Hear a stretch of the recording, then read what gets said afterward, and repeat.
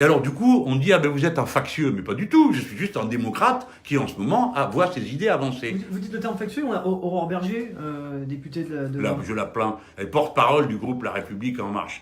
Alors le groupe La République En Marche, tous les gens qui nous écoutent le savent, il est présidé par Monsieur Legendre, qui est un ancien journaliste, vous voyez que ça en fait deux du même journal dans les sphères du pouvoir, le journal Challenge. Bon, alors cet homme-là, il est président du groupe La République En Marche, et à la première motion de censure, il a dit « Je crois que ce que nous faisons trop bien ». Déjà, tout le monde a rigolé dans l'hémicycle, tout le monde a oublié. Et puis il n'y a pas longtemps, il a recommencé en disant « Nous avons été trop subtils, trop intelligents, ils sont foutus dans une impasse pas croyable, et ils trouvent que ça c'est subtil et intelligent ». Ces gens sont bouffis d'arrogance.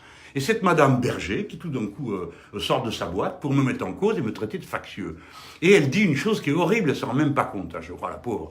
Elle ne doit pas avoir toute sa tête quand elle mène ce genre de bataille, parce que elle met en cause deux personnes de la France insoumise.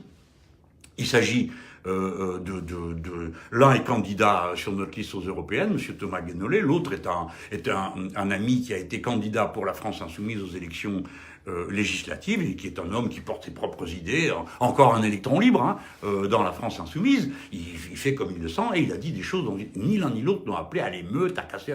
Elle dit mais plus dangereux que ceux qui cassent, il y a ceux qui arment le bras de ceux qui cassent et nous mettent en cause nous. Vous vous rendez compte que ça veut dire ça? On ne peut plus parler, si c'est comme ça. Si il dépend de quelqu'un de dire, comme elle le fait elle, que ces deux hommes n'ont pas le droit de dire ce qu'ils ont dit. Parce que, je tiens à le préciser, ils n'ont pas appelé à l'émeute, ils n'ont pas appelé à tout casser, ils n'ont pas appelé à frapper, à tuer, enfin...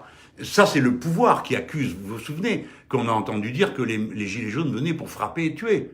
Bon, ça, c'est eux qui nous accusent de ça. On peut, vous voyez, je suis sympa aujourd'hui, je vais dire, bon, je mets ça sur le compte de l'exagération, ils ne savaient plus très bien ce qu'ils disaient. Mais quand on commence à dire qu'on dénonce à un procureur des propos purement politiques, de deux hommes qui disent « cette situation est en impasse, il faut en sortir, il faut changer les institutions », mais je viens de vous dire pareil, là. Alors quoi, il faut me juger pour ça? Mais ça, c'est les dictatures, c'est la police politique, ça. Vous comprenez? Mais vous comptez apporter une réponse d'une façon ou d'une autre, même peut-être Oh, j'ai répondu, ils sont là, bon, on va pas... Ça y est, on va pas non plus monter au rideau tous les 5 minutes, ça fait leur jeu. Ils voudraient que tout le monde s'énerve, tout le monde s'emporte, que les noms d'oiseaux volent. Bon, voilà, Madame Aurore Berger a impressionné personne jusqu'à présent dans les Gilets jaunes. J'ai pas rencontré un gilet jaune qui m'ont dit « Et qu'est-ce qu'elle pense, Madame Berger, de ce qu'on... » Tout le monde s'en fout, c'est ça la vérité.